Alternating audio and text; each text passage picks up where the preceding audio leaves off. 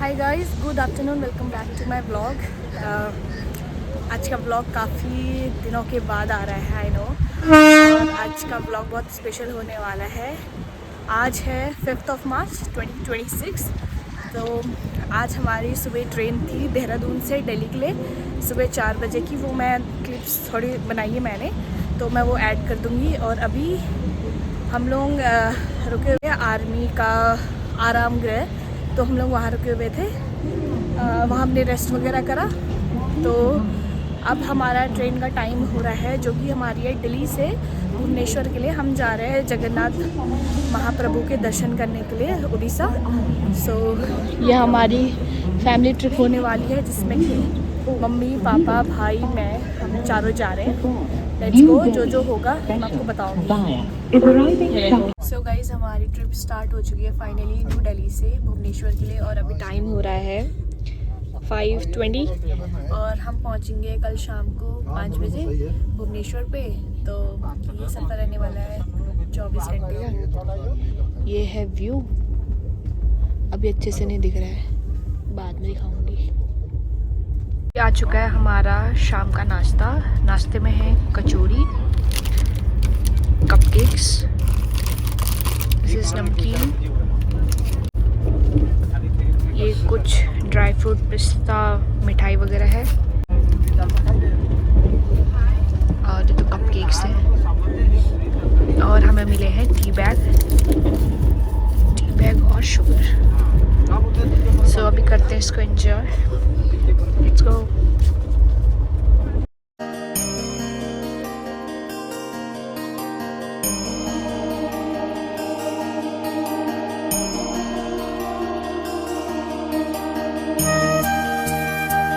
अभी हमारा डिनर आ चुका है। डिनर में है दही, दाल, राइस, पिकल, यहाँ रोटी, मटर मशरूम, पनीर।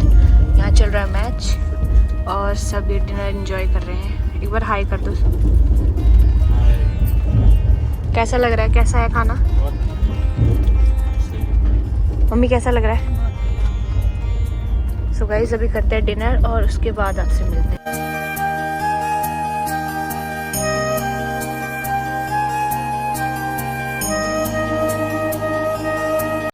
सो गाइस, हम फाइनली पहुंच चुके थे भुवनेश्वर और हमारी ट्रेन थी 1 घंटा लेट। और यहाँ से हमें जाना था पुरी, जिसका भुवनेश्वर से टाइम लगता है 1.5 घंटे का। सो गाइस, अभी टाइम हो रहा है 6:33। हम अभी वेट कर रहे हैं बस का। ये हमारी बस आने वाली है और सामने है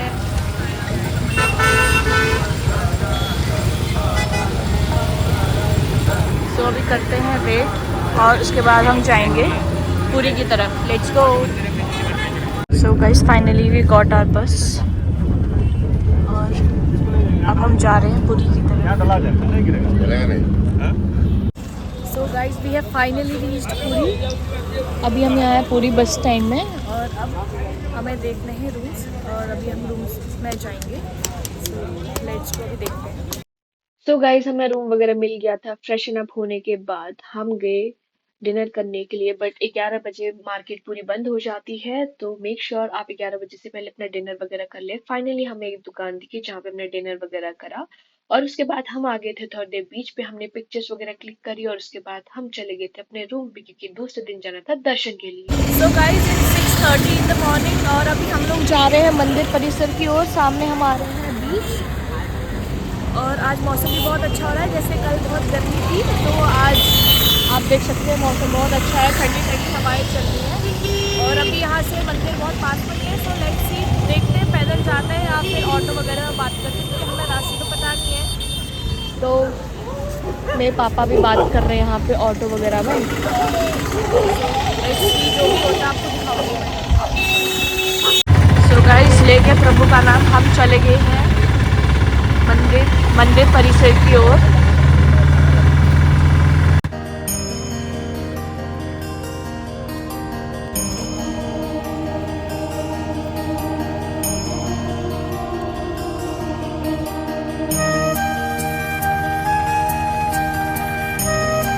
हम ऑलमोस्ट पहुंचने वाले हैं जगन्नाथ जी के मंदिर पे और सामने हमें दिख रहा है जगन्नाथ जी का मंदिर। देखिए जगन्नाथ। सो गाइस हम फाइनली पहुंच चुके हैं जगन्नाथ जी के दर्शन करने उनके मंदिर पे। ये है सामने जगन्नाथ जी का मंदिर। सो चलिए चलते हैं वहाँ पे। जगन्नाथ जी की एक कहानी है। जब भगवान कृष्ण ने अपने पार्थिव शरीर का त्याग किया था तो उनके शरीर को जब अग्नि दी गई थी तो ऐसा मानते हैं कि उनका पूरा शरीर तो जल गया था, लेकिन उनका हृदय, उनका दिल अग्नि में जल नहीं पाया था। तो उनके हृदय को एक लकड़ी के तख्ते के साथ बांध के समुद्र में प्रवाहित कर दिया था और वही लकड़ी का तख्ता तैरते तैरते भारत के दूसरे कोने पुरी के तट पर जा मिला। वहीं एक राजा हुआ करते थे, राजा विद्यापति, जो भगवान विष्णु के परम भक्त थे और वह नील महादेव की खोज में थे। उनके सपने में भगवान विष्णु स्वयं आए और उन्हें बोला कि पुरी के तट पर एक लकड़ी का तख्ता होगा और हे राजन, तुम उस लकड़ी के तख्ते से मेरी मूर्ति का निर्माण आरंभ कर दो। और फिर एक बूढ़े का रूप धारण करके विश्वकर्मा जी आए और उन्होंने राजा से कहा कि उन्हें 21 दिन का समय चाहिए उस लकड़ी के तख्ते से मूर्ति बनाने के लिए।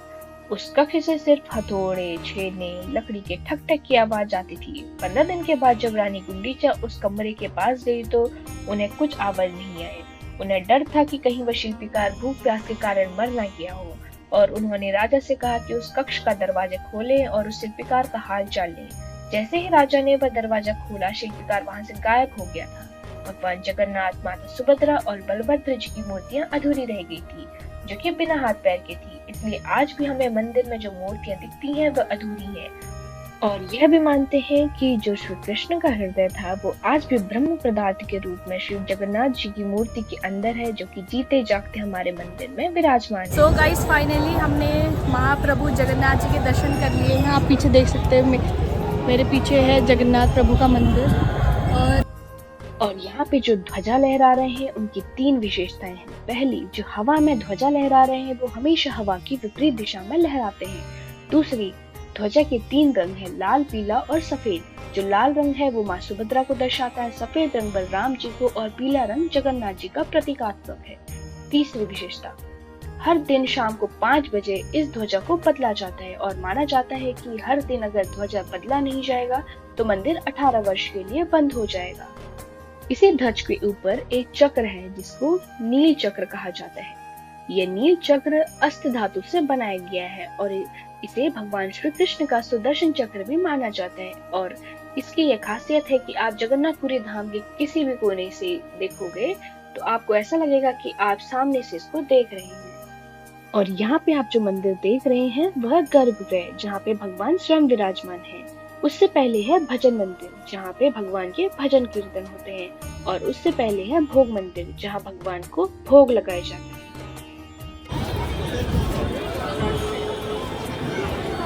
कैसा लगा दर्शन करके? बहुत अच्छा। मैं आप लोगों को कैसा लगा? जय जगन्नाथ। जय जगन्नाथ।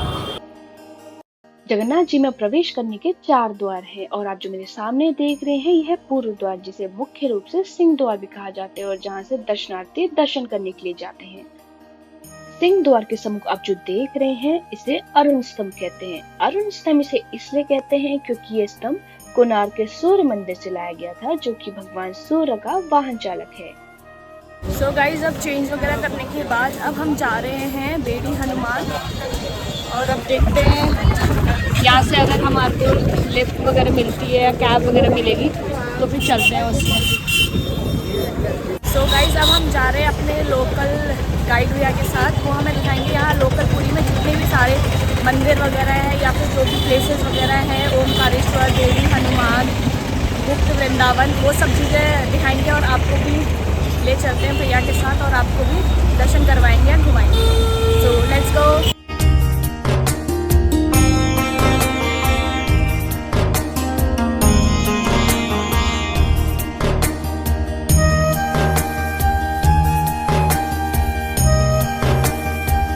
अभी हम लोग पहुँचे हैं श्री ओमकारेश्वर मंदिर, जो कि यहीं पुरी में लोकेटेड है। और अब जाते हैं अंदर और करवाते हैं आपको दर्शन। जय गौ माता।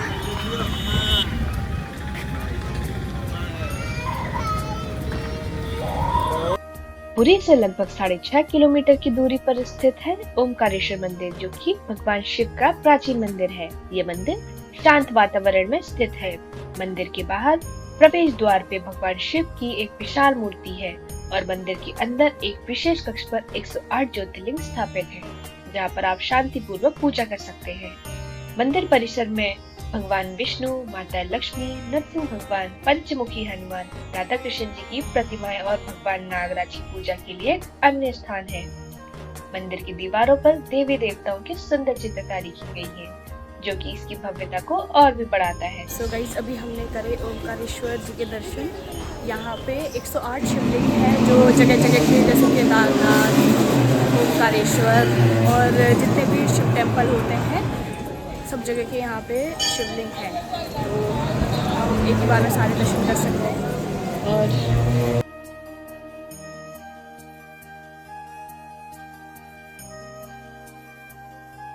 और अभी हम आए ओमकारेश्वर जी के दर्शन करके। हमारे ड्राइवर अंकल हमें बता रहे थे कि यहाँ पे जिस दिन कभी संक्रांति वगैरह होती है या कोई वैसे फेस्टिवल होता है तो यहाँ पे जो नाग है, नाग आता है और बीच वाली जो शिवलिंग थी, जो मेन शिवलिंग थी यहाँ की ओमकारेश्वर वाली, तो उसके ऊपर मतलब उसके ऊपर आता है शिवलिंग के ऊपर। हमारी कैब और अब चलते हैं नेक्स्ट लोकेशन पे। भैया कहाँ है? कॉल करो तो। हमारे को सामने पे दिखा है नारियल का पेड़। इस पे देखो, नारियल देखो, ऐसा लगे हुए हैं। यहाँ पे बहुत सारे आगे तक पेड़ हैं नारियल के। गुप्त वृंदावन यहीं पे? हम वहीं जा रहे हैं ना अभी। तो गाइस, अभी हम जा रहे हैं गुप्त वृंदावन। तो ज़्यादा टाइम लगेगा और हर जगह में कोई इतना नहीं। वो जो नरेंद्र सरोवर, वो जगन्नाथ का जो स्नान यात्रा हुआ है, हाँ वो है, और जटिया आश्रम एक ही जगह है। अच्छा अच्छा। और जो गुंडीचा मंदिर है वो तो बंद मंदिर है, बाहर से देखने को मिलेगा। यात्रा का समय, नवरात्रा का समय वो 9 दिन का है।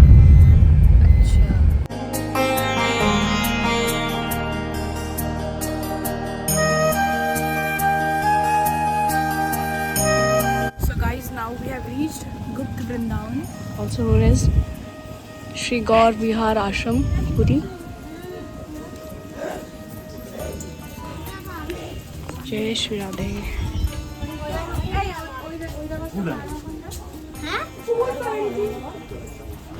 नृत्य गणेश, गणपति बप्पा मोरया।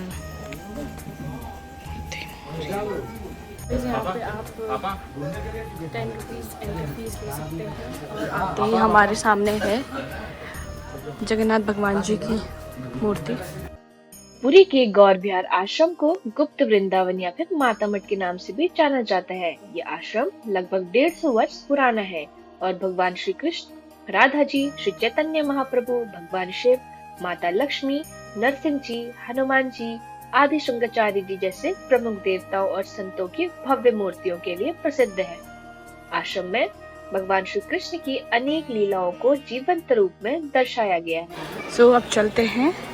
ये जगह का नाम है गौर विहार।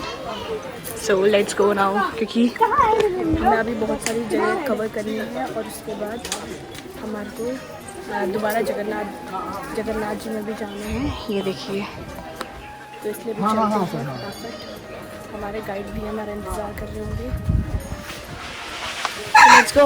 सो गाइज, अब हम गुप्त वृंदावन के दर्शन करके आ चुके हैं। एंट्री में आपको मिल जाएगा 10 रुपीज़ का टिकट होता है, तो आप वो लेके आ सकते हैं और दर्शन कर सकते हैं। बहुत अच्छी जगह है। और अब यहाँ पे ये खा रहे हैं गोलगप्पे। कैसे है भाई? मेरे को टेस्ट करा। अभी हम लोग आए हैं जगन्नाथ महाप्रभु के मौसी के घर में, मतलब यहाँ पे मौसी का घर। पौराणिक कथाओं के अनुसार गुंडीचा माता जगन्नाथ जी की मौसी थी और इसे गुंडीचा माता के घर के नाम से भी जाना जाता है। यह मंदिर जगन्नाथ जी के मंदिर से लगभग 3 किलोमीटर की दूरी पर स्थित है। ऐसा कहा जाता है जगन्नाथ रथ यात्रा के दौरान भगवान जगन्नाथ जी अपने भाई बलराम और बहन सुभद्रा जी के साथ अपनी मौसी के घर 9 दिनों के लिए जाते हैं। गुंडीचा मंदिर में मौसी उनको पादुक पीठा खिलाकर स्वागत करती है। सो गाइज, अभी हम आए हैं श्री गुंडीचा माता रानी के मंदिर पे, जो कि जगन्नाथ जी की मौसी का घर है। ये देखिए। जय जगन्नाथ। ये देखिए दोस्तों, कितना सुंदर मंदिर है। सो गाइज ये मंदिर बस आषाढ़ के महीने में 9 दिन के लिए खुलता है। 9 दिन के लिए यहाँ पे जगन्नाथ जी अपनी मौसी के घर पे आते हैं, तो उसी टाइम पे मंदिर खुलता है। और यहाँ पे मंदिर के ऊपर देखो सारे 9 ग्रह बन रखे हैं। मतलब यहाँ आने से आपके जो जितने भी ग्रह वगैरह हैं जो कमज़ोर हैं वो सही हो जाते हैं, ऐसा मान्यता है यहाँ की। और फिलहाल अब हम चलते हैं नेक्स्ट लोकेशन पे। शायद अब हम जा रहे हैं बेड़ी हनुमान। Let's go. अभी हम आए हैं बेड़ी हनुमान और अभी चलते हैं अंदर, दर्शन करते हैं और आपको भी दर्शन करवाते हैं। Let's go. सो गाइस अभी हमने कर लिए हैं बेड़ी हनुमान जी के दर्शन। और बेड़ी हनुमान जी के बारे में ये कहा जाता है कि जब जगन्नाथ जी की मूर्ति बनी थी तो सारे देवी देवता यहाँ पे आए थे जगन्नाथ जी का दर्शन करने के लिए। तो मतलब समुद्र भगवान भी अगर यहाँ पर आते जगन्नाथ जी का दर्शन करने के लिए तो उनके साथ पूरी बाढ़ आ जाती है, शहर डूब जाता। तो इसीलिए उनको बस रोकने के लिए बस हनुमान जी थे जो उनको रोक सकते थे, उनके पास इतनी शक्ति थी। तो क्या कहते, एक दिन समुद्र जी ने किसी भी तरीके से अपनी बातों में उलझा के हनुमान जी को कन्विंस कर लिया कि वो जगन्नाथ जी का दर्शन करें। एक दिन हनुमान जी जगन्नाथ जी का दर्शन करने के लिए आ गए और उनके पीछे पीछे समुद्र देव भी उनके दर्शन करने के लिए आ गए। तो उनके साथ मतलब लहरें वगैरह आई, सारा पानी वगैरह आया, तो यहाँ पे बहुत बाढ़ वगैरह आ चुकी थी। तो इसलिए जगन्नाथ जी ने हनुमान जी को यहाँ बेड़ियों से बांध दिया था, इसलिए इस जगह का नाम है बेड़ी हनुमान। सो गाइस अभी हम आए हैं सोनार गौरांग मंदिर, ये देखिए यहाँ। और बेड़ी हनुमान में फ़ोन लाउड नहीं थी तो आपको मैं वीडियो नहीं दिखा पाई, बट मंदिर बहुत सुंदर है। और फिलहाल अभी हम जाते हैं, शायद अब हम जा रहे हैं पुरी, जगन्नाथपुरी में। सो गाइस अभी जगन्नाथपुरी जी में झंडा चेंज हो रहा है, तो अभी हम सब यहाँ पे बैठ रखे हैं। सो गाइस अभी टाइम हो रहा है 5 o'clock और अभी यहाँ पे जगन्नाथपुरी जी में यहाँ पे झंडा चेंज हो रहा है। अभी जो मंदिर प्रांगण से पंडित जी वगैरह थे जो झंडा चेंज करते हैं, अभी हमने देखे वो ऊपर जा रहे थे, तो अभी मैं आपको थोड़ी देर बाद दिखाती हूँ। और गाइस वो देखो पंडित जी।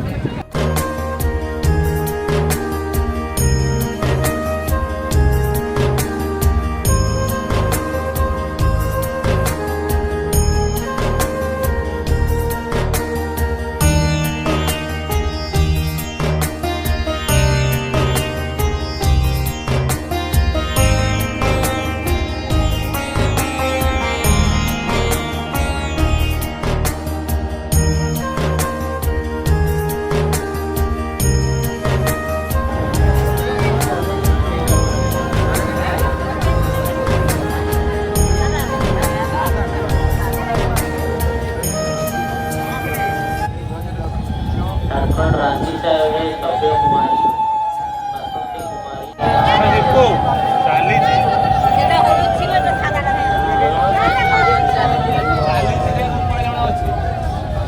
देखा जाऊनी थोड़ा सा ये ऊपर हो चुके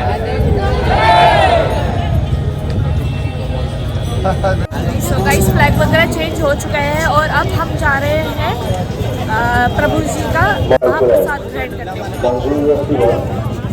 यहाँ पे बहुत भीड़ है। गर्भगृह में मुख्य दर्शन करने के बाद आपको मंदिर परिसर में ही विमला देवी शक्तिपीठ और साक्षी गोपाल जी के दर्शन करने चाहिए। विमला देवी शक्तिपीठ 51 शक्तिपीठ में से एक शक्तिपीठ माना जाता है और यहीं पर मां सती की नाभि गिरी थी। यहाँ पे पहले जो भोग है वो जगन्नाथ जी और माता विमला देवी जी को लगाया जाता है और उसी के बाद वो महाप्रसाद बन जाता है, जो कि बाकी दर्शनार्थी को ग्रहण करने को मिलता है। महाप्रसाद वैसे तो बहुत स्वादिष्ट होता है, लेकिन इसके बनने की विधि और भी ज्यादा चमत्कारी है। प्रसाद लेयर्स में बनता है। 7 मिट्टी के बर्तन एक के ऊपर एक करके रखे जाते हैं। वैसे तो जो बर्तन आग के सबसे पास है वो सबसे पहले पक के तैयार होना चाहिए, लेकिन जगन्नाथ जी में जो बर्तन सबसे ऊपर रखे जाते हैं वो सबसे पहले पक के तैयार होते हैं। जगन्नाथ जी के महाप्रसाद की एक खासियत है कि चाहे कितने भी श्रद्धालु दर्शन के लिए आ जाए, महाप्रसाद कभी कम नहीं पड़ता है, ना कभी बर्बाद जाता है। हमें भी महाप्रसाद खाने का सौभाग्य मिला और जिसे खाके हमें बहुत आनंद आया। एक थाली में 7 प्रकार के व्यंजन होते हैं जो कि बहुत टेस्टी होते हैं। यहाँ पे आप जो ये जगह देख रहे हैं जहाँ पे 3 मूर्तियां बन रखी हैं, यहाँ पे प्रभु स्नान करते हैं रथ यात्रा के 15 दिन पहले और फिर उन्हें बुखार हो जाता है जो कि बाद में ठीक होता है। इसी स्थान पे रथ वगैरह तैयार होती है और यहाँ से जाती है गुंडीचा माता मंदिर की ओर, जो कि 3 किलोमीटर के डिस्टेंस पे है। यहाँ पे लक्ष्मी माता आती हैं और जगन्नाथ जी को देख के गुस्सा करती है कि आप अकेले अपने भाई बहन के साथ चले गए, मुझे नहीं लेके गए। वो दरवाजा वगैरह नहीं खोलती हैं। जब प्रभु चले जाते हैं तो रसोई वगैरह बंद हो जाती, खाना नहीं बनता है, तो प्रभु उनके लिए बहुत सारे व्यंजन वगैरह लाते हैं, उनको मनाते हैं। लक्ष्मी माता फिर भी दरवाजा नहीं खोलती। प्रभु बोलते हैं कि चलो अगली बार लेके जाएंगे, फिर बाद में लक्ष्मी माता दरवाजा खोल देती है। और आज के लिए इतना ही। I hope you enjoyed the vlog and if you did please do like, comment, share and subscribe to my channel. Bye bye. Jai Jagannath. Take care. See you soon.